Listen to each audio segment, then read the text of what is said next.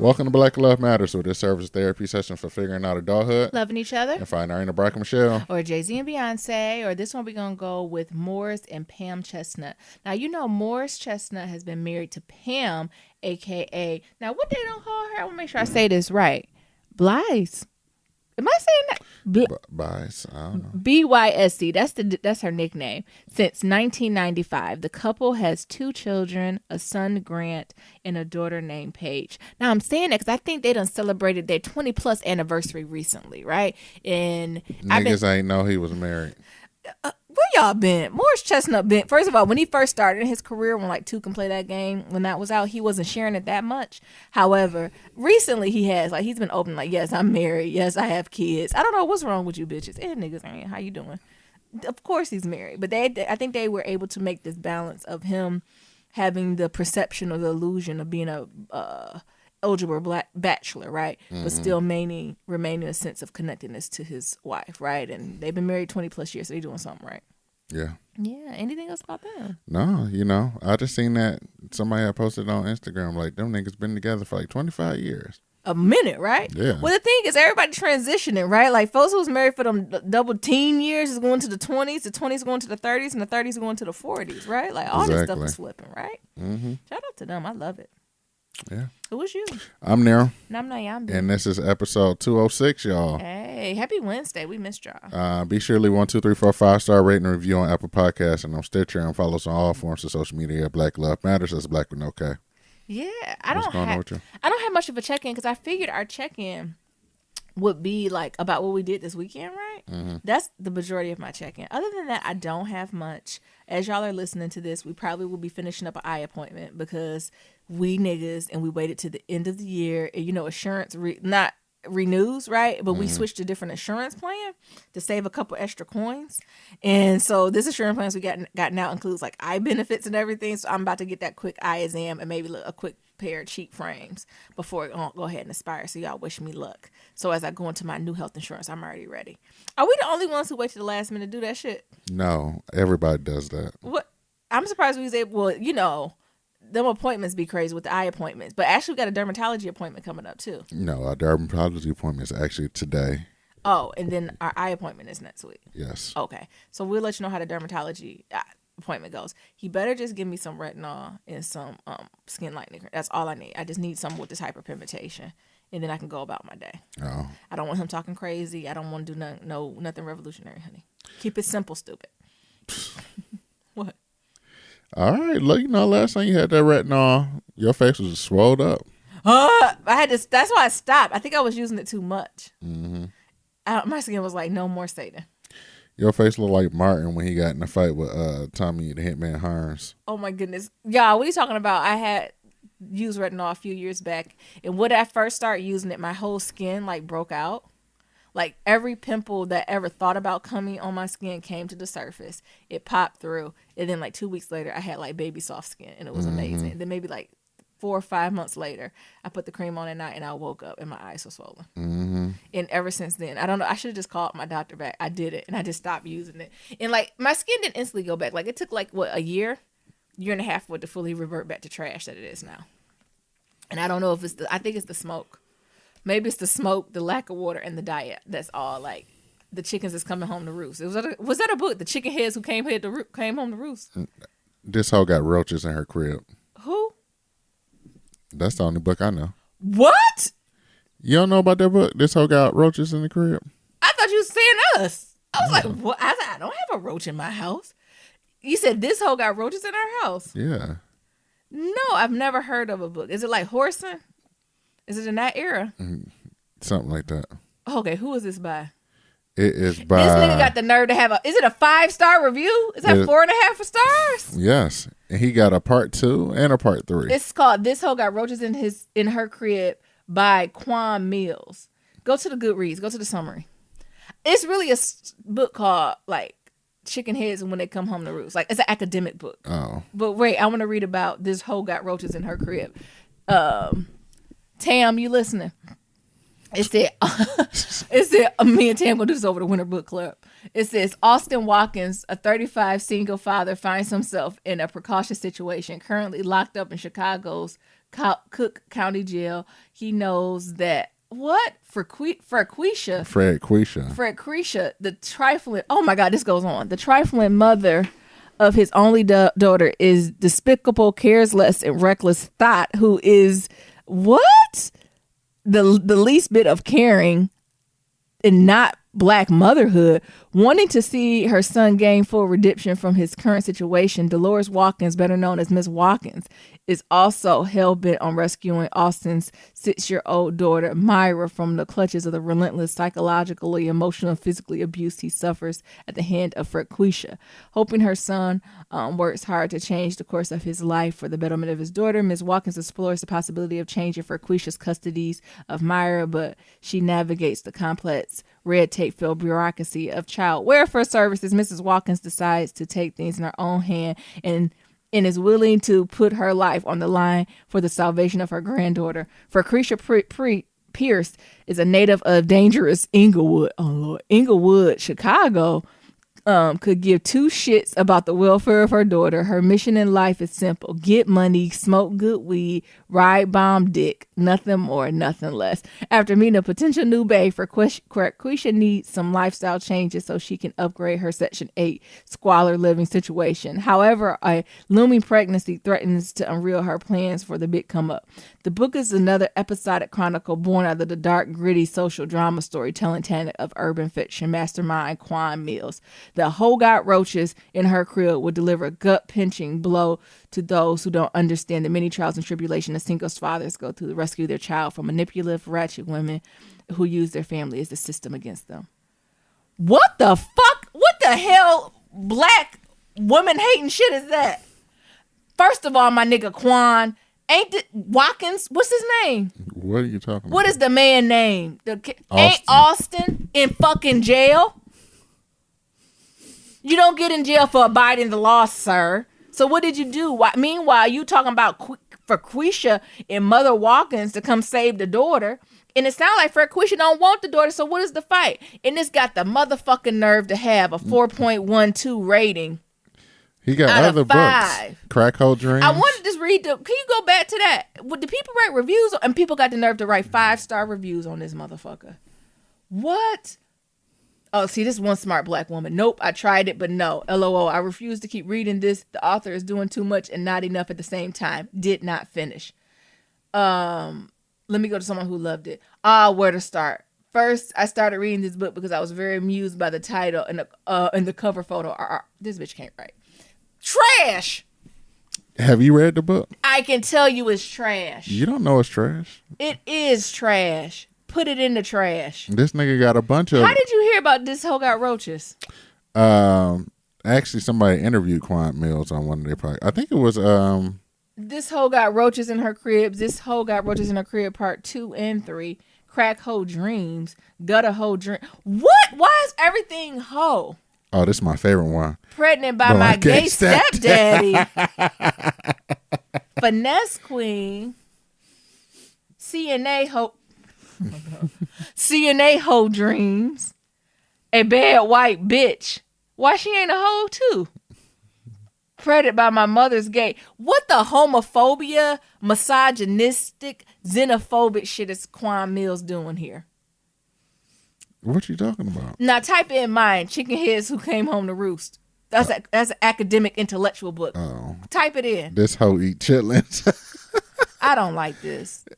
This is crazy. Can you type in mine? Don't go look up this foolishness. What you talking about? He got a lot of 4 or 5-star reviews. Yeah, because it's some hotep hating ass niggas who hate themselves but really put it on other women. Truthfully, most of these reviews are women. What are you talking about? Yeah, right. Not with them trolling ass niggas. It's like Chicken Heads and something coming home to roost. This is an academic book. I read it a long time ago, and it actually was good if y'all looking for something to read. Come home. Oh, what is? I can't think of the right title. Roost, Nero. Root. Oh, just go for something. See what Google give for us. Throw the dice on Google. What? Book. Here it is. When Chicken Heads Come Home to Roost. Type her right there. It's actually a very, very good book. We'll give y'all something better. Yeah, so it's by Joan Morgan, When Chicken Heads Come Home to Roost. It's very good. If y'all want to know about that, if y'all want to read a decent book, go ahead and do that. If y'all want to read some trash, some good old hood dramas. It says, I'll read something about her. Morgan has given an entire generation of Black feminists space and language to center the pleasures alongside her politics. Like, it's super, super good. So it says, Joan Morgan offers a provocative and powerful look into the life of modern Black women, a complex world in which feminists also have not felt as if they participated in. Like, if y'all looking for a really good book, When Chicken Heads Come on the Roost, go ahead and check that out. Or This Hoe Got Roaches in Her Crib. Or you can take Niram's book recommendation. These That's some Black woman hating shit, though. You ain't get the Black. Like, I wouldn't be surprised if a white man wrote that. Do you know what I'm saying? Like, you got to be careful with shit like that. Like, it's almost too over the top. It makes me nervous. Really? Yeah, I feel like a white man wrote that book and is like trolling us. You don't think so? No, it's actually a Black dude. Can you pull him up? Is he light skinned? I don't know. Because Quan Mills is a synonym. But look, you got like 175. I know of people who hate Black women, honey, or hate themselves if it is Black women. Niram, you'll check in. For anybody, have any one of y'all read This Hoe Got Roaches in Her Crib? Could y'all give us a synopsis? I just did. An unbiased synopsis of It's somebody who biased. actually That's read from the the book. fucking author. It's trash. That's what it is. I don't need a bite. Don't y'all send that shit in. Y'all send it in. I would like to see it for Niram's entertainment. I'm not interested at all. And no foolishness. What's going on with you now? Nothing. You know, we'll just talk about the Christmas party. Nick Cannon tried it. What happened? So Nick Cannon called out all the white women, Chelsea Handler, Amy Schumer, and Sarah Silverman, in all their old tweets when they were saying all types of homophobic stuff. And it's like, you know, so... Oh, because Kevin Hart. Yeah. So Maybe you should get a whole background to the folks now. So that's like, since we canceling Kevin Hart, when are these people going to get canceled? First of all, who canceled Kevin Hart? I think he canceled himself. But I'll remain silent on that one. Mm-hmm. But I don't think he should have stepped down. If them white folks wanted him to do a tweet apology, he should have did a tweet apology and go ahead and host the thing and go about his business. So, you know, he was just out there like, interesting. I wonder if there's going to be any black backlash here because of her old tweet. Nope. Or this one here. Nope, it's not going to be. Or this one here. And he's like, I fucking love Wreck-It Ralph. No, I can't. Oh, my goodness. It's a double standard being Black. Like I said, Kevin Hart ain't my favorite. But did he deserve that? No, probably not. Not to that level, right? Mm-hmm. And he has apologized once for that.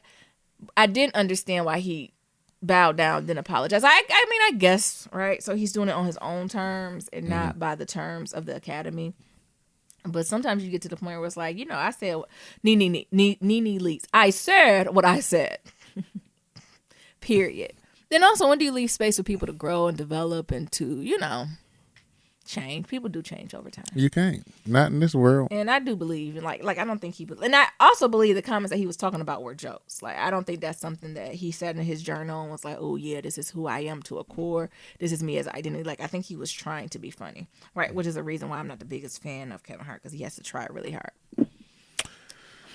On that note, would you like to get in the Black Love Story? Yeah, let's get into Black Love Story. So this week's Black Love Story is from Andre, and I'm gonna say this is Kira. Kira Steffens, who's been together for 17 years and married for 14. So how did you first meet? They said at a barbecue before Labor Day. My favorite. Labor Day 2001. How many meats was there?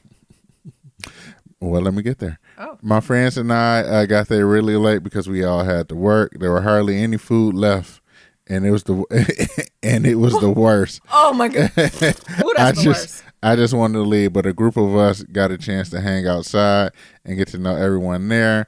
Then when Andre and I clicked. And I thought we could be good friends, but Andre had other plans.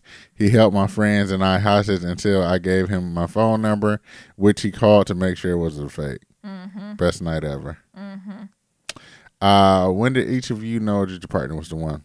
Andre knew right away. It was love at first sight for him. I knew I was the one when he got on the plane and visited me in Europe while I was deployed because Andre hates to fly. Well, it's not just a black people thing. Sometimes it's hard to know. When you live certain places, I even think we got family members. It's like pulling teeth to get them to get on a plane to come see us. I told my mom she don't love me because she ain't got on no plane yet to come see me. Wait, she do love you. No, she don't. You crazy. None of my family members love me. Oh, okay, now the littlest violin. Anyways, what's the key to your relationship success? It may sound cliche, but communication is key. Andre and I are in a very good space right now.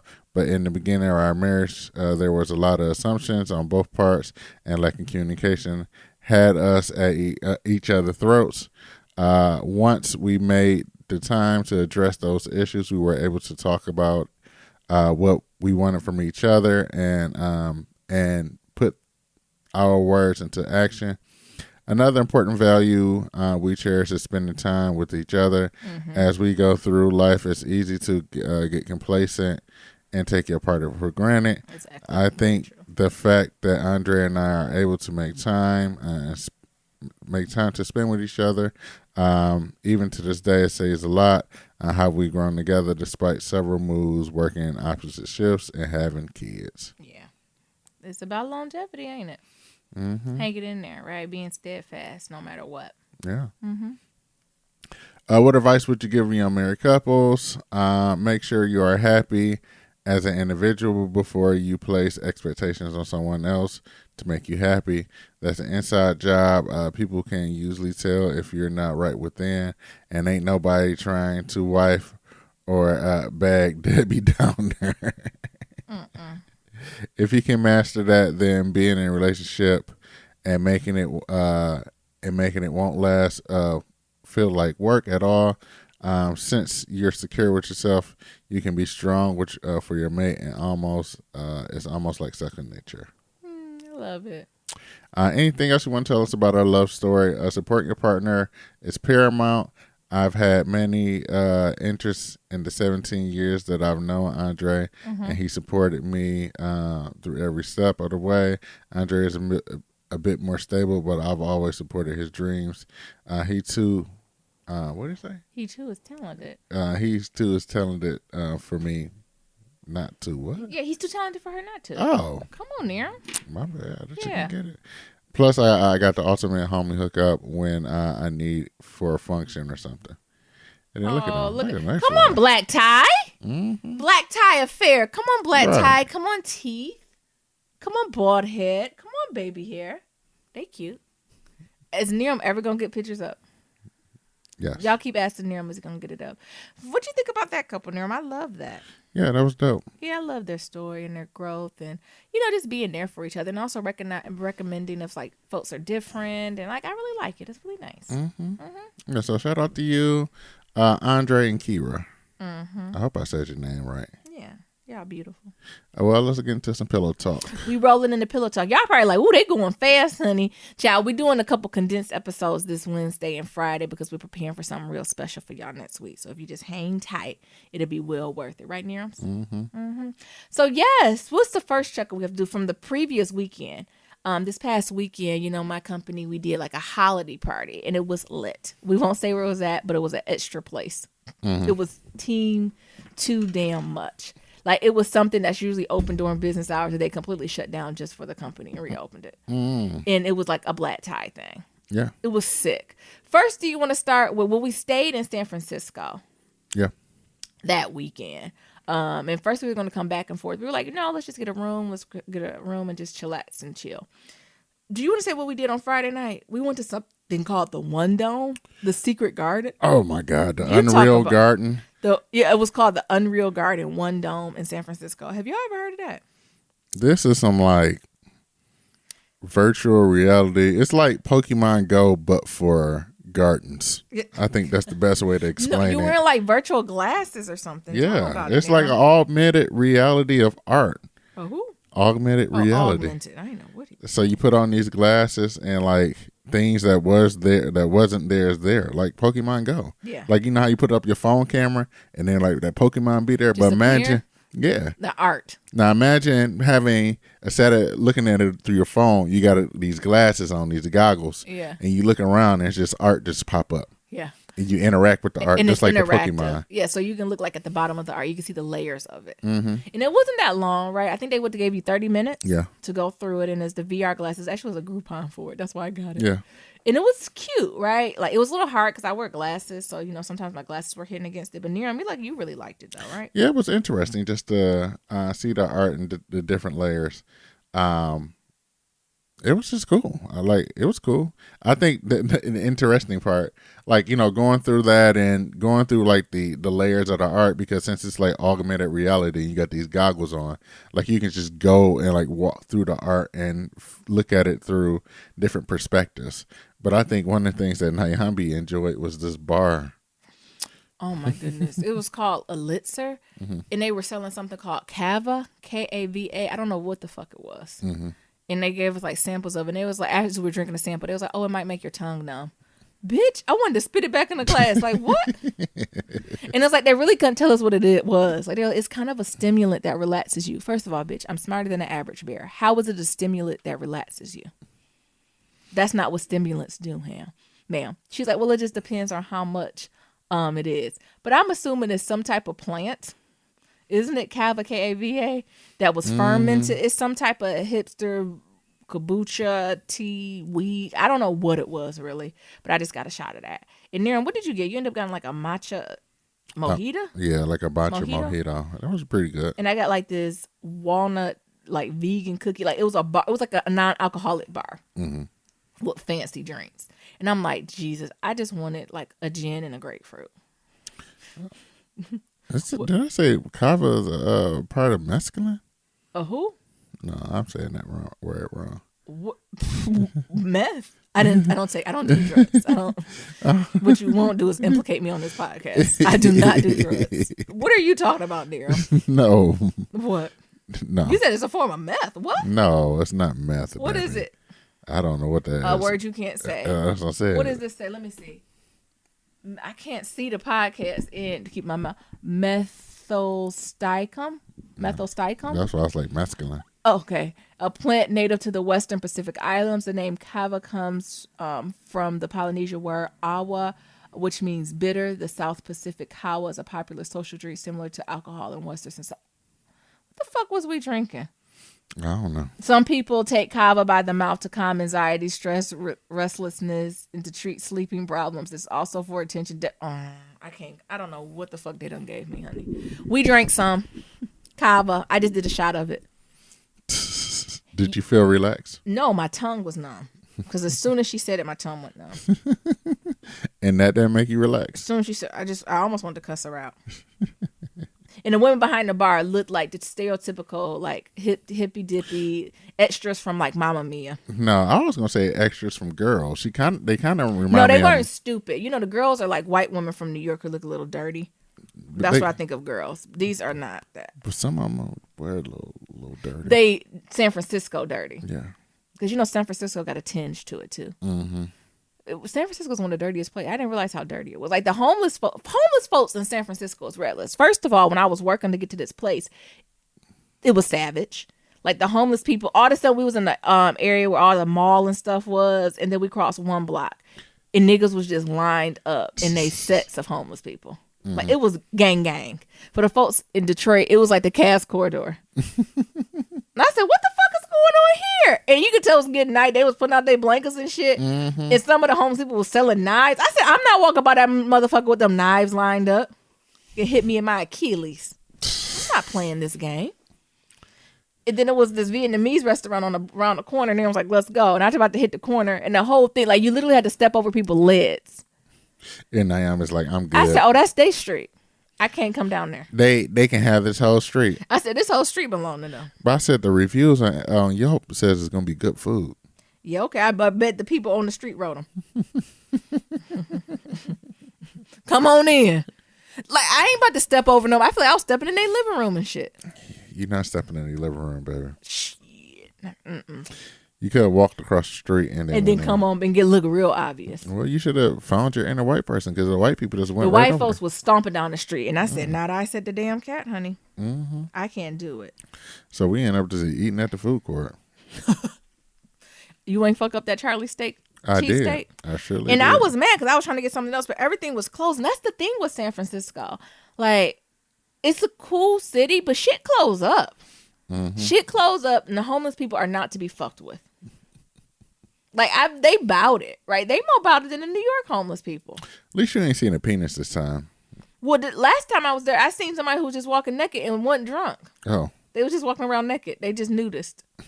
Because you know you can be in San Francisco. It's not illegal to be naked. Yeah. I said, what the fuck is going on here? And then he got the nerve, and I was like, he got the nerve to be like, what are you looking at? To like a group of people who like was looking at him. Nigga, you got that penis out. He yelled at them across the street. What are you looking at? Yo, dick. That's what they should have said. Like, that's the part in San Francisco I'd be looking. And then that Sunday, I know we skipped over the party. We was trying our hardest to go to brunch. Everything was closed. Or the one place that served eggs and bacon was a 2-hour wait. We went to like a quick diner, and it was the sorriest diner on earth. I ordered mimosa. It was like lipstick on the glass. So at that point, I'm all set because they don't sanitize shit. And Neeram just ordered an egg and a bacon sandwich because he's about to die of low blood sugar. Because I had a race. But okay. I thought you were going to try to get an intermittent fasting. No. That's by choice. And so I'm like, well, let's get him a fried piece of pork and a fried piece of egg, even if it's germs, it'll fry it off in the grease. It took them 30 minutes to get that to the point I was like, I'm ready to go. Hell, they didn't get it to us. We ended up leaving. Yeah, we ended up leaving. Like, it was just a horrible experience, like, the next day. Mm-hmm. So that San Francisco turned me off, where I don't think New York would have been that hard. You could have went to a bodega, got you an egg, bacon, and cheese for $4-5. Yeah. And it would have been the best shit on earth. Better yet, you could have went to a bodega and got you a chopped cheese, honey, with everything. At any time of the day. And they be ready for it, right? You know, I need the folks at these places. They ain't as hungry in San Francisco, put it that way. Mm-hmm. New York, they're a little hungry. Shit don't be closing. So we're going to talk about this Christmas party? Well, you go ahead. You begin. You tell us from your perspective being a guest. Well, we had a lot of things go on that day before the Christmas party, right? Because we went to the Exploratorium. Yeah. The Exploratorium was like, well, go ahead now and walk us through Saturday. Well, we went to Exploratorium. Tell 'em We what got that an is. Uber there. It's like a children's museum, but for grown-ups. Or older. It's a wide variety of ages. Yes. And Imagine the latest children's museum where you can play with everything, but it's appropriate. but make it age appropriate for grown-ups. Yeah, it was like you can play with like lights, sound, water, special effects, perception.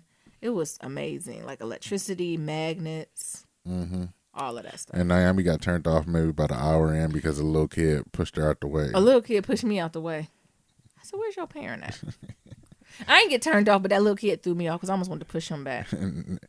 Near, I'm all set. Let me know when you're ready. I'm going to be outside. No, about 2 hours in, I was done. The places like that, I only can do it for 2 hours because you're touching so much and you're going so much where I try to limit my germ intake. But I told them we're going to have to go back. Like, I need to take it piece by piece. It's like 5 or 6 sections. Like, I need to go at least 2 more times to fully see everything. And then we went to this bomb Vietnamese place, though. Wasn't it good? It was good. Them noodles was good. That pork, you know, the Vietnamese do pork really well.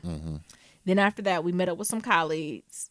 Yeah. Well, it was the holiday party, so I wanted to meet up like kind of with my boss and some of my peers. Not my direct reports, but some of my peers. We were going to do like a little bar before we went to the party. Yeah.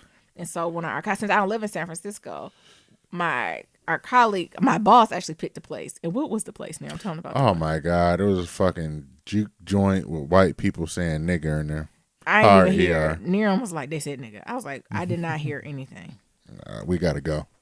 And then as soon as they walked in, because it's like my manager, a few other colleagues, and right, these are open, liberal white people, right? So we got gay guys, you know, opinionated women, right? And you could, first of all, we're dressed up. We're all dressed to the nines, right? My boss come in slaying Cartier, this, furs, even my colleagues, right? They coming in with velvet tuxedo jackets, like we there. And like I almost said this name. The person looked at me. And he was like, "Oh, I know. As soon as I looked at your face, we weren't gonna be there long." And the other gay guy was like, "There's no music being played here." He said, "My cue was I go out there with no music in the bar." I walked in and there was just no music being played. As soon as I walked in, I was like, "Oh." It gave me the feels of like a southern, like Alabama, like I feel like Alabama I was like Mississippi bar out of nowhere in the middle of San Francisco. in the middle of San Francisco. Like you got literally drunk motherfuckers Slurring just their words. at the bar talking shit that's small as hell. Yeah. You would think they would want us in there, right? Because we about to Spend money. Yeah, we about to do some splashes. Because what they told us is a minimum of $20. $20 for a credit Well, card. do you know who the fuck we are? What? $20? Not now. Right. But they were just so unwelcoming. If they would have just had some type of good feels, because, you know, y'all people was like, well, first round is on me. Yeah. And it's like 6 of us. Exactly. We do round. Like, so if it's 6 of us, we going at least 6 rounds. Mm-hmm. Right? Because by the end, I'd be like, just orange juice.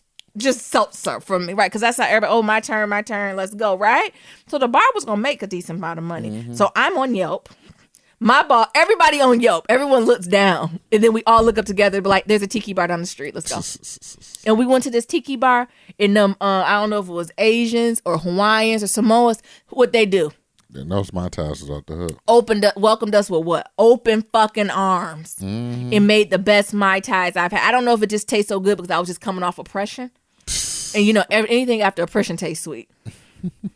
But like, you know what I'm saying? It wasn't that. And then the other gay guy was like, oh, it's music in here. I like it. Meanwhile, I don't know what they was playing. Something. Like, I don't drums. I don't. There was a mixture of everything. Oh, you know, it was because it was some bops playing too, wasn't it? I feel Yeah. like they changed the music when we came. They had to.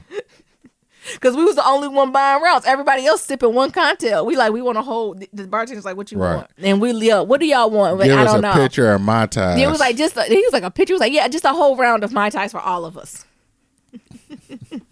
Which was fun, right? That's what we were looking for. We weren't looking for like a fancy, like we just wanted to go to a bar, have a couple drinks, right, and go. Mm-hmm. And then we picked this area because it's around the corner from one of my direct reports was also having a pre-party. And I don't think they thought any of us was going to come. So any of the managers were going to come, mm-hmm. but we did come. Do you think they were surprised? What do you think? Like we was more lit than they were. Yeah, because they was over there like sipping on champagne. And they had champagne and beer.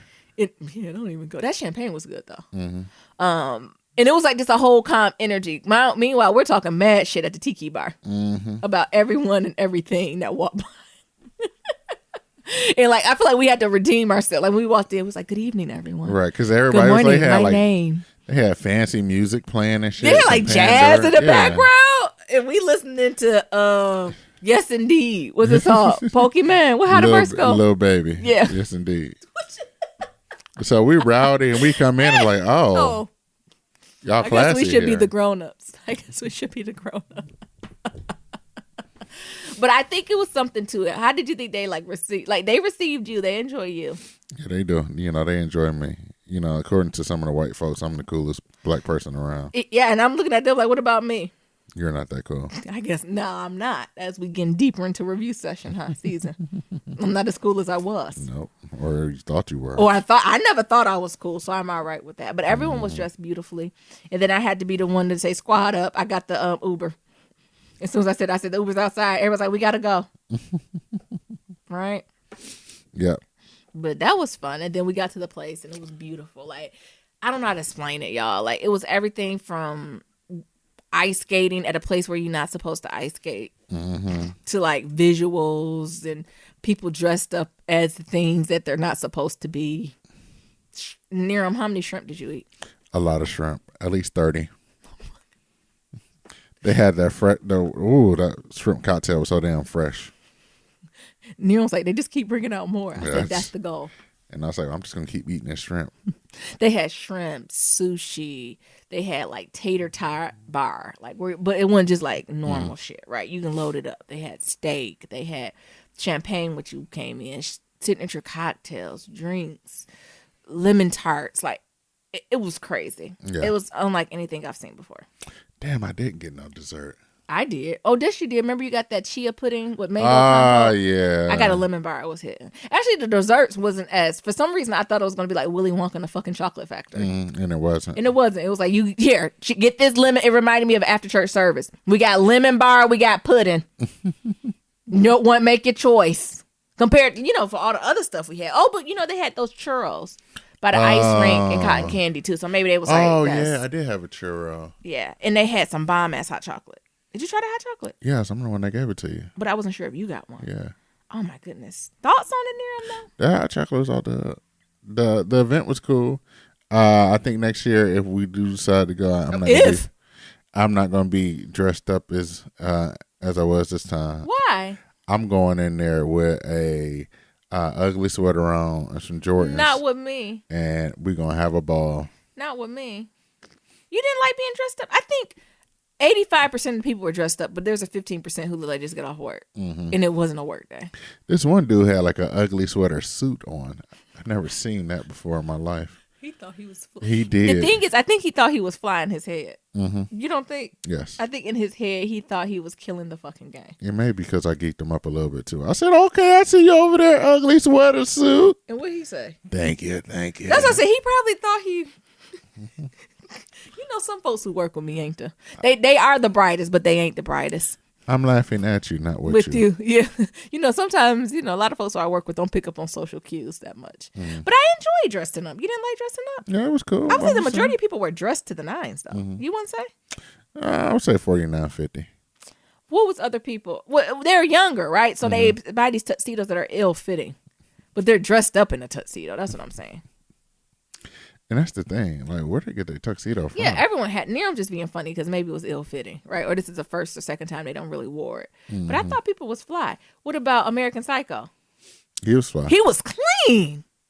The thing is, because he's American Psycho, like he has like, y'all know I'm talking about the movie. I don't know for new listeners. It's one of my direct reports. He looks like American Psycho. Go ahead and look. Is that Christian Bale? I think so. The movie where he's like the perfect white man, but he really a killer. Mm-hmm. But he like do come to work. He's really a sweet person. But when he go home, he a killer. It's like the old school version of Dexter. But that's what he is. Yeah, is it Christian Bale? Look at American Psycho. Christian Bale. Yeah. Don't he look like? He does. Actually, I say he look better than him. He looks better than Christian Bale. Like he's a very nice looking like white boy, and he's so like he doesn't know it. Like he doesn't know it at all. Like and all his suits fit perfectly. Like they're perfectly tailored, and it's just like what the hell. What about my other direct report who's dressed like Prince, or was giving you Prince vibes? He was giving me Prince him. vibes. He was very androgynous. So he has long curly blonde hair. Long curly blonde hair. Mm-hmm. He got some undertones of melanin in his skin, but not melanin. Like he has very olive skin. Like he's white. When you girl up on him white, but if you squint, you be like, "Well, is your mom like right? Lisa Bonet, like 1/4 white and got a white daddy, something, or you right? Greek, right?" Meanwhile, that boy is from the plains, honey. And then you come in there, he got on this silk see-through shirt, mesh. I was trying to give it a benefit of the doubt. No, it was a gray mesh top with like. I mean, he was fly though. Like I don't want y'all to think I'm clowning him. He was clean. Vertical stripes, but they were see-through. And you almost could see his nipple. Not almost. You did see his nipples. I said, this is too much for our relationship. He was clean though, because I say Prince, because you know how sometimes if anybody else wear Prince outfits, you would be a mess. But what Prince can pull it off, this person can pull off that shit with like what is like high waisted gray pants. Yeah, well, I would say like boots, like cowboy boots. No, it wasn't cowboy boots. It was like ankle boots or something like. But he was clean. That's what I want to tell you. You know, you look, you be like, where you come from? And when you look at it, you be like, I feel it. If anybody else, if Nero would walked up in there, I'd be like, it's time to go home. But because this person did it, and he had the whole vibe and energy, he pulled that shit off. So between American Psycho and Prince, my team was killing it. None of the girls, actually, I think one of the girls who killed it was one you didn't see. Did you see the other girls who looked like they were like Barbie dolls? That was the one who... Huh? No. Yeah, the blue dress. She's the one who got selected as a finalist for Bachelor. Oh, you know exactly what I'm talking about, right? She's really pretty too, right? So it was interesting. She was literally on the show. No, she ain't make it. Oh, like I should say that cut off before you make it to the show. Gotcha. I'm gonna say because if she was on the show, she would have been good. Oh yeah, that just be quickly. It would have been so. It would have been good television if she was on there. Like she would be a celebrity. If she wouldn't be working with me. She would be a celebrity if she made it on that show. She should try out again. No, we are on a career path. Oh. I am mentoring her. And if she be like, I'm gonna try out for the Bachelor, I said, no, you're not. That is one dream I'm going to smash for her. I don't smash many. I'd be like, Sure about that? I'd be like, is there any other show you would like to apply to? But The Bachelor is not going to be it, ma'am. Thank you. Anything else, but not that. Anything else about the bar? It was a great time, though. It was a great time. I got great coworkers. I got great people with me. Like that, I think if anything, that's what reiterated with me. Like it was one of them parties where I think sometimes I go into like work function parties and be like, "Fuck," do you know? And be like, you just go to because it's being a good citizen. Yeah. In your office. This one was like, no. I actually enjoyed being like I didn't mind seeing my coworkers, right? Like we were like, oh, let's take a picture together. Because sometimes y'all can be awkward. Because like, oh my God, my director, my supervisor is here, and I can't act myself. That's like, and that's not the vibe we were given at all. Like shit, she drinking right with y'all. Yeah. Some of the younger ones were a little bit more hesitant, but once they kind of got in and fit in, it was good. But I enjoyed myself. Like it just felt like a cohesive team. It was good. What else we got to talk about? We talking about some more in Pillow Talk? We can just talk about a few more things. Alrighty. Chad, it's out now that you know. Out. What's out? What's wrong? Chad don't love Michelle. Oh, don't do it like that. They mutually agreed. Nope. To separate. Nope. Chad don't love Michelle. And it's good, right? They ain't get married. Thank goodness. That's what dating is for. It's okay to date. And sometimes when you date, you break up. And it's better now than later. So blessings. Blessings to both of them. Chad, you'll find who you gonna find. Michelle, stay up, girl. You gonna find who you gonna find too. Thank you, Jesus. This is the Lord stepping in. Thank you. So, Jada Pinkett. Jada, what? Where this coming from? I'm just about to go. Okay. Jada Pinkett said, she used to date a white man before Will Smith. Jada always? Oh, but I'm scared. I'm scared of where it's going. But she said, it broke up. They broke up because of the race thing. So my question is like, shit, is like race one of the number one reasons why interracial couples break up? Oh, and I didn't say couples. I was like, no, money is. Money and communication is. Interracial couples. Interracial couples. I'm sure it's top 3. Money's first. I would probably say money is the first one in all relationships, probably. And once you can get through that barrier, then maybe the other stuff start coming up because communication will be tied to like race stuff, like not communicating expectations or being too loose with boundaries. Yeah. But yeah, you don't. I mean, I don't think I'm thinking. I've never seriously dated a white boy. Like where it's like, oh, meet my family. He meets my family, right? You know, I've talked to like white boys and went out, but we've never formally dated, so I couldn't tell you if that is. You dated white women? No. You've never dated one white woman? Only had sex with them. Never dated any. Never dated any of them. Okay. I don't even know if I want to unpack that.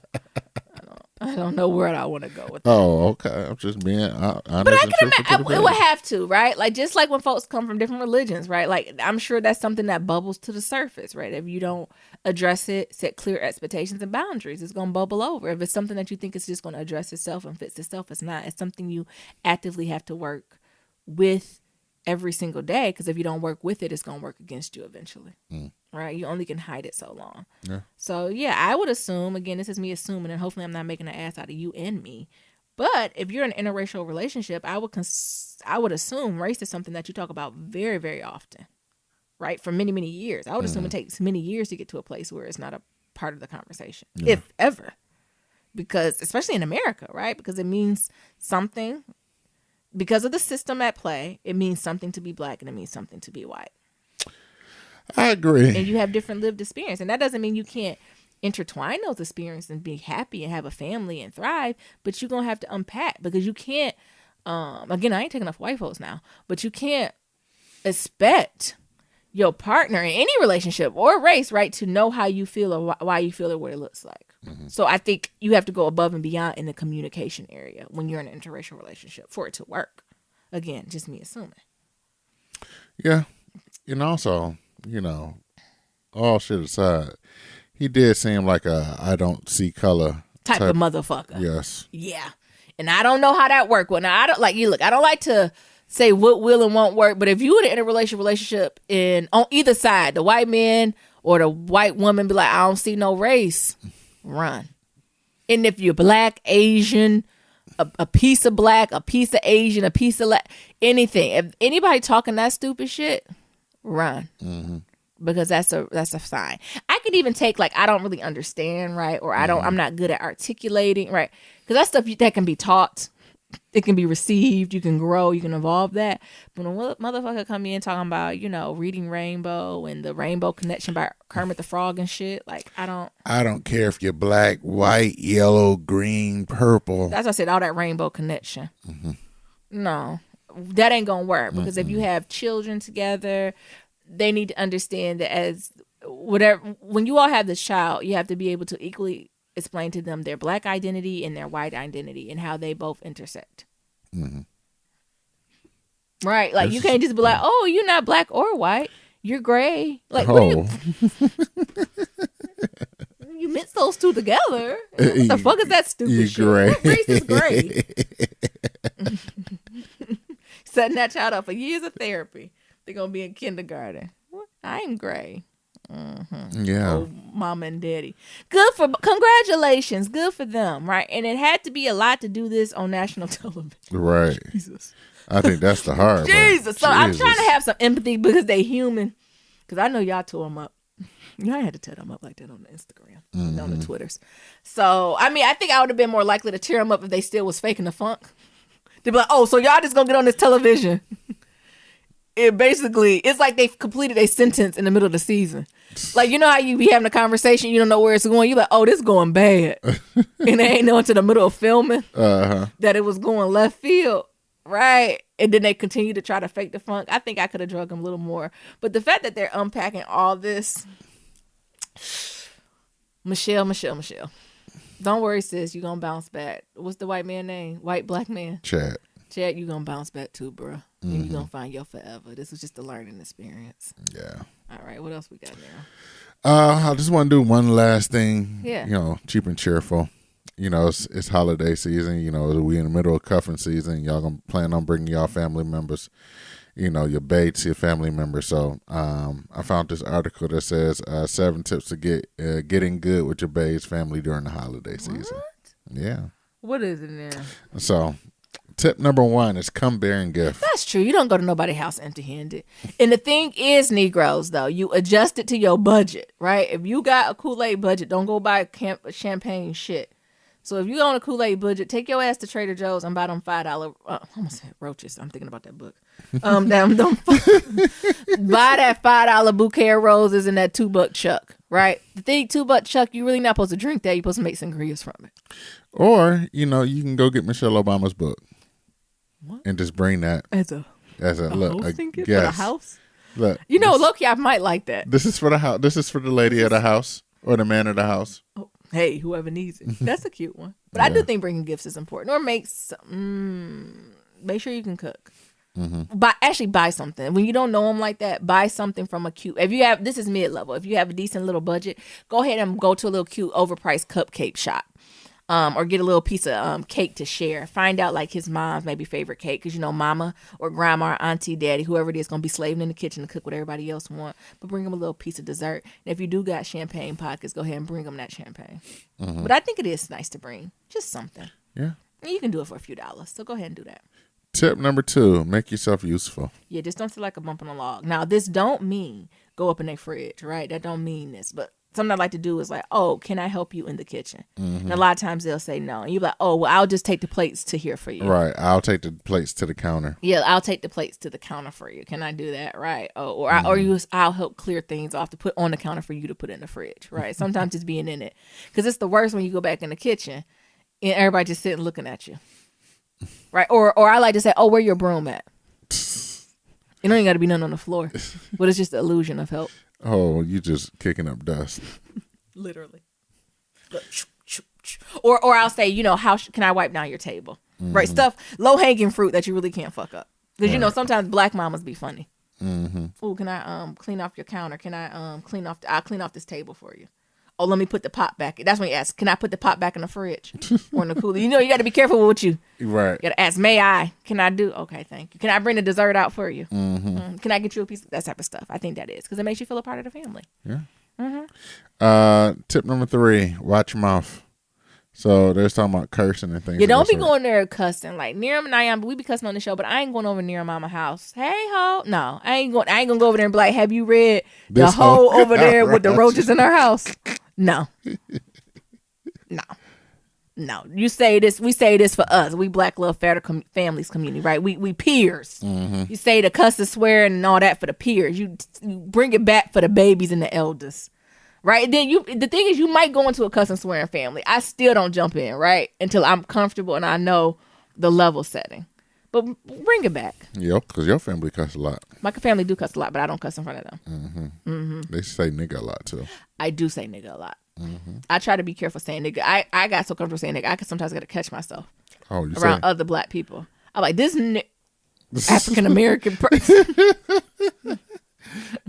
have you slipped up and said nigga in front of your white coworkers? No. At work, I don't know. Nothing but the grace of the Lord comes upon me, and it takes it all from my mouth.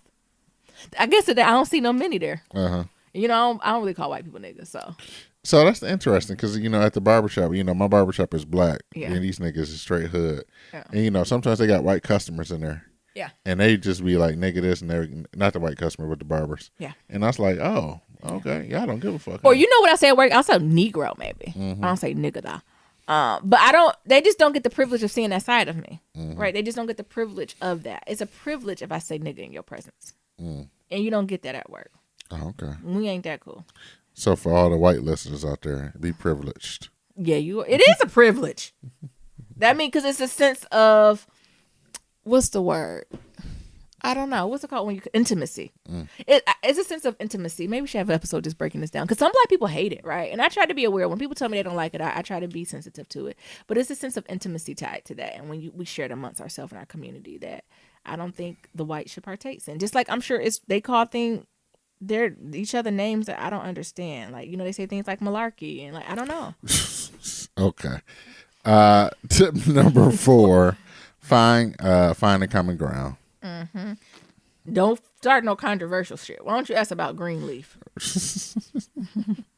You know, start off with like Empires. Start off things that ain't real. neutral shit, TV shows, That's not real. sports, Yeah. and Then then build yourself up. build up. But don't go straight into some hotep shit. Don't do that. Don't go in there talking about the Kwanzaa principles. What's your favorite Kwanzaa principle, Neil? Unity. What is that one called in Swahili? Unity. Okay. Kuji Chakalia. What's it? You want a piece of chocolate, please? What'd you say? What did you call it? You say you want a piece of chocolate, please? Yeah, chocolate, please. Like, don't go into that. Like, because that's something I'm very interested in. But I'm not going to go to, like, someone's family. I'm just meaning to be like, so, how do you celebrate Kwanzaa? Well, ma'am, who said we even do, right? And if you're dealing with old school Blacks, they're trying to, like, some old school Blacks think Kwanzaa's a religion. Like, it's just a lot of things that's going on. But I agree. Start baseline. You can have deeper conversations. I'm not saying don't do that with family and friends. But for the initial meeting, let's keep it cheap and cheerful and light. Number 5 is find one-on-one time. So, like, in addition to finding common ground, like, go and spend like 10 minutes, 5 to 10 minutes with each person. Yeah. So at the place. Whoever washing dishes may be going there while they washing dishes, keep them company, right? Usually somebody, uncle or granddad, who's sitting in the living room by themselves. Going there with them. It's that cousin that's a little strange. That's just sitting in the living room. Maybe go sit next to them. I keep thinking about that story when your mom went over that place and the person was a little mentally delayed. You don't talk about. Is that what this called now? Mentally delayed? No, delayed. that's just something I said. That's not appropriate. That's not appropriate. I don't know if that's appropriate or if you just made up a new term. Mixture. I'm assuming that's appropriate. And what happened? She was at the house. Oh, somebody wanted. You talking about the one when they wanted to change the channel? Yes, please tell that story. Oh, and this is the crazy cousin. So they was watching something. I don't know. His mom was visiting someone's house. Yes. Yeah. And so my mom was witnessing this, and somebody went to go. My mom was witnessing this. Yes. So somebody came and like was about to change the channel, and this person like barked a growl at whoever was changing the channel, and my mom was like, "Oh, okay." And then my sister, I think it was my sister or brother-in-law at the time, was about to go. It was like, oh, don't you touch that remote. We like this channel. It was like, and it was something crazy on. Yeah. It was like a lion eating an antelope ad. Like, it was just something crazy. And she was like, I like this channel too. Your mom was like, I like this channel. So why don't you warn people? Mm-hmm. Right, why don't you warn people? Like, maybe sometimes it might not even been a mental thing. Maybe it's like a social interaction thing, right? Let people know what they're getting into, because I wouldn't know what to do if I rolled up on somebody and they growled at me. And I know whoever was in the other room was like, oh, go change the TV. Right. And they changed the TV and he started growling at Right. you. Like, oh, you just watching National Geographic. Graphic. Just change You it. Yeah, they like, imitating the lion. Can you imagine being at somebody's house for the first time? You sitting on the couch. Yeah. And no one told you anything. No one was like, oh, we have a son who, you know what I'm saying? Like, social interactions, it takes a time for him to warm up. Anything. No. Just Look. What the fuck? And you gotta think of Nira mom. She an old black woman. So I think me and Nira would have quickly picked up on it. Like, oh, okay, something. But Nira mama didn't know what was happening. What's the next one? You better help clean up. I done said clean up a few times. Even if it's just, or another classic one, because some, like I said, black mamas, auntie, aunties, daddies don't want you in the kitchen. Be like, oh, where's the trash out? Let me take out the trash. Or let me get a new trash bag. Right, because folks always trying to overflow the trash can. Oh, where your trash bags at? Let me get a fresh one for you. I put this one by the door. Even that helps. Yeah. And then number 7 is don't forget about Bay. Because you did all that attention, and you just left your Bay out there hanging. Yeah, find a little time to cool with them. No, that was a good one. Good advice. Yeah. Yeah. Well, that was a good episode. It was. Wait, I know we're about to close out, but did we talk about like the nominations that came out, or we're not talking about that now? If you want to. I want to talk about it briefly. All right. Oh, Niram's not excited. So how good is it looking? So best motion picture. This is for Golden Globes? Yes. Or Oscars? Which one? Well, this is all of them coming out because Grammys just came out too, right? Oh, this is the Golden Globes. Right? Golden Globes. It was just black and beautiful, and I'm excited. Black Panther, right? Best motion picture for a drama is Black Panther, Black Klansman. Oh, I've never seen that. Bohemian Rhapsody. Ooh. If Bill Street Can Talk. What are you? Wait a minute. If Bill Street Can Talk is out. Yes. That's not out to December. Who got the screener? And did Nyambi didn't get it? I am in the readings of Baldwin. And I did not get a screener for If Bill Street Could Talk. And what is the last one? A Star Is Born. Shit, that's tough competition. So I want Bill Street to win. But you niggas want Black Panther to win? I haven't even seen If Bill Street Could Talk, but just on the book's respect alone, it deserves to win. Nia, what's your thought? That's a good ass category. Yeah, that's a good Black category. Panther, Black Klansman, Bohemian Rhapsody, If Bill Street Could Talk, and A Star Is Born. I think the upset would happen if A Star Is Born wins, but it's good. Like, does that make sense? Like, don't get me wrong, A Star Is Born is good, but is it better than Bill Street? Again, I haven't seen it, but I'm sure Bill Street Could Talk, Black Panther. No, I don't think so. What you think? I'm looking. I would love for Black Panther to win it. It's cute, but I don't. But you never know, especially with the Academy being so damn white. They might go with like Bohemian Rhapsody. Or some Bohemian bullshit. Rhapsody was good. Is it better than Bill Street? No. Is it better than A Star Is Born? Yes. Let's see. But that's the first time I think I'm not mad at that category. Do you know what I'm saying? Yeah. Like, I'm not mad at. I could watch all those movies. The other thing is like, shit, this is the first time in the category where I almost seen all the movies. The only movie I haven't seen is Bill Street. And we're going to see that. I think that don't come out to December. What day is it? I was gonna say the 12th, the 19th. I think it come out this weekend. Oh, you can go ahead and buy them tickets. Can you pre-buy those? Yeah. If Bill Street Could Talk. Can you Google it? It better not be out now because I need to go to the midnight showing. Well, here you go. Look at here. the I'll other look this up and you categories. keep reading them. Why didn't Nero get an attitude? Because what? I was doing it. Okay. So best actress, I don't know none of these people. Glenn Close, Lady Gaga. You do know who damn Glenn Close is. She played Cruella de Vil in the live action Dalmatians. You know who she is now, don't you? Oh yeah. Oh wait, was that Meryl Streep? No, that was Glenn Close, I think. No, it was Glenn Close. Nicole Kidman. Hold on, Glenn Close. Who else? Lady Gaga. Okay, I'm here. Nicole Kidman. What she play? What movie? Destroyer. I don't know what that is. I don't know. Melissa McCarthy. No. And Rosamund What's the name of it? Pike. A Private War. And what's Glenn Close's? The wife. Oh, get that to Gaga. How about this, Gaga? You're not going to win picture, but we'll give you actress. Best actor is Bradley Cooper. Okay. You know who I think should win it? Who? That Rami Malek. He played the shit out of. Now, yes. Who else? And go through the whole category now. Willem Dafoe. I don't know. Okay. What's the name of that movie? Eternal Gate. Never heard of it. Lucas Hedges. Boy Erased. Never heard of it. And John David Washington from Black Klansman. Oh, that's Denzel's son. Is it? Yes. That is Denzel Washington and Pauletta Washington's son. Are you serious? I'm 100%. He sounds just like him. I'm going to Google that. You can Google whatever the hell you want to. Oh. But that's his son. I'm going to Google that. So that's, you ain't watched no. I haven't seen The Black Klansman. Was it good? It was a good movie. But it was spiked. He was doing spike shit. Yeah, it was on some Spike Lee stuff. You know, Spike Lee does his thing, right? Yeah. And the thing is, like, he does certain things. Oh, shit. Okay. Parents, Denzel Washington. He looks like his mama and sound like his daddy. But yeah, Spike Lee do Spike. Of course, I love Spike, right? You know, he a goat. But Spike Lee, sometimes his movies. That's how I was worried he was going to end up directing some of them Baldwin books. And no telling what the fuck would have happened. Spike Lee interpretation of Baldwin. Jesus. Oh, that'd be lit. No, it would not.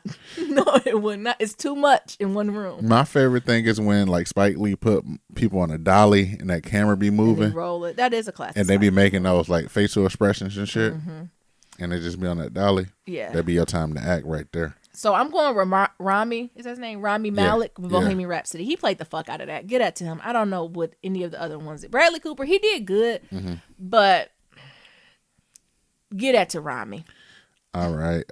Best motion picture of a musical comedy. Oh, shouldn't that be A Star Is Born? Pass. No, what is in it? Crazy Rich Asians. Why is a musical and a comedy in the same shit? Why isn't that two categories? No, I don't know. So Crazy Rich Asians, what else? The Favorite. Green Book. I ain't see that either. Mary Poppins. Ooh. And Vice. Now, Niram, can we talk about it? Yeah. I'm thinking Crazy Rich Asians was good. I couldn't see Green Book. I know Mahershala Ali was in it, but I just could not see like this. What was his name? Mahershala Ali.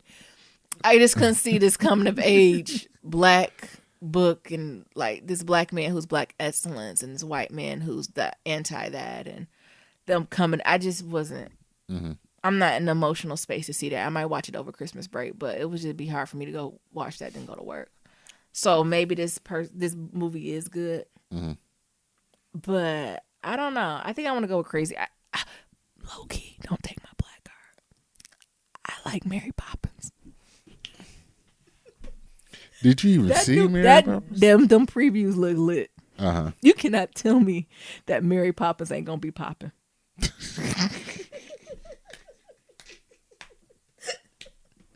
But for the culture, we'll give it to Crazy Rich Asians. But you can't. Have you seen the previews for Mary Poppins Returns? Mm-mm. Lit. You hear me? The CGI and they bouncing on roofs and shit. Oh, it looks lit. I'm going to see it. Next category. Ain't no black people in this one. Oh, how do you know, Niram? You're not reading. I am. Best actress in a motion picture, musical, or comedy.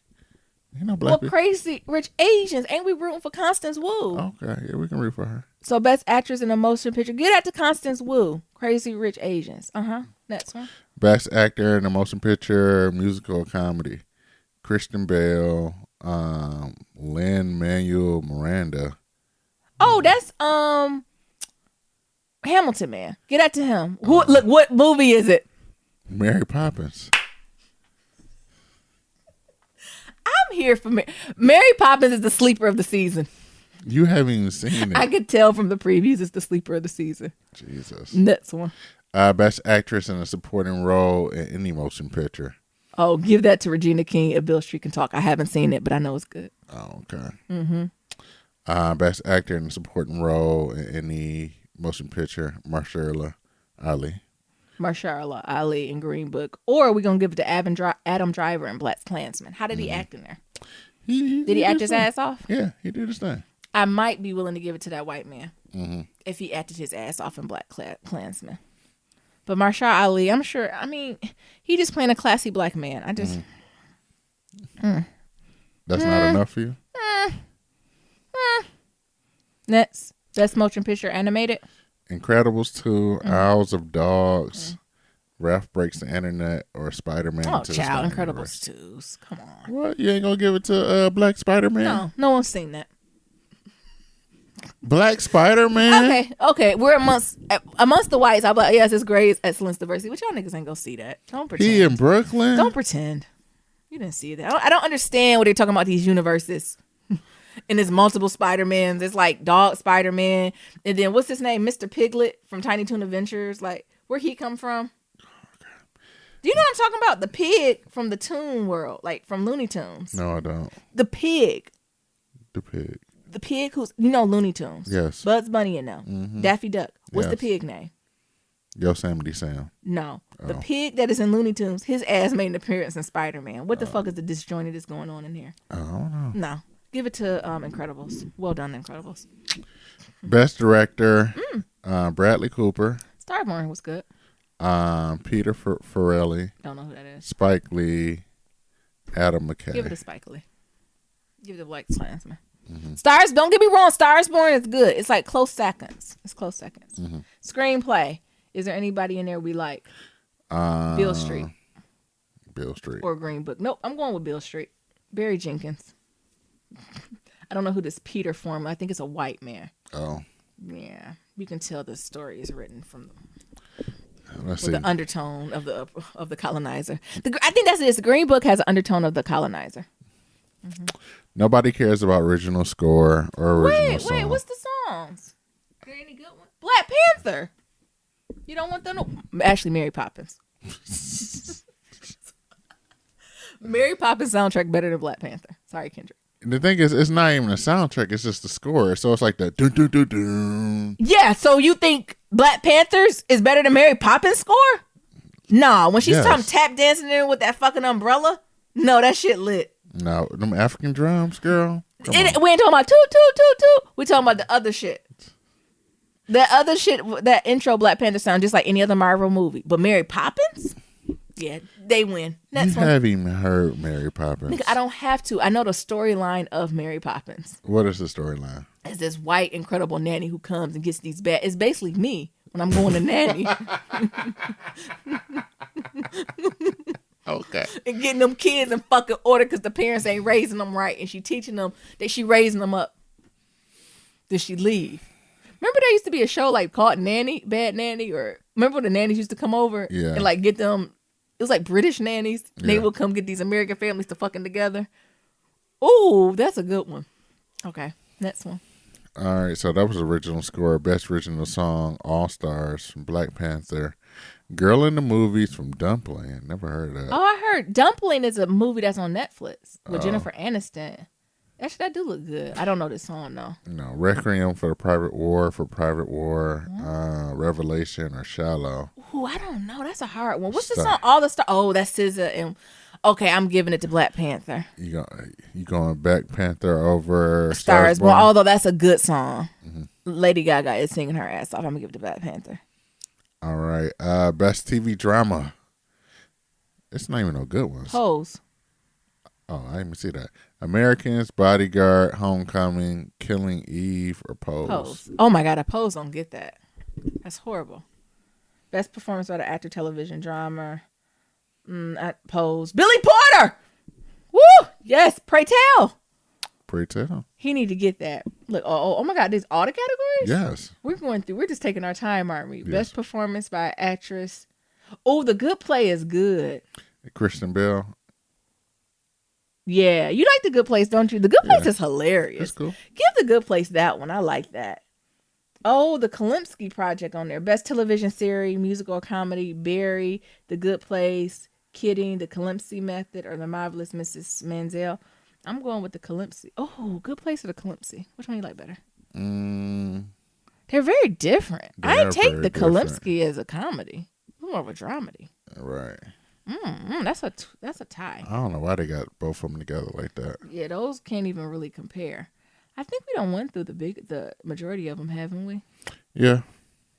But thanks for hanging in there, y'all, with us. And we're so happy to be back, and we can't wait to continue to connect with y'all.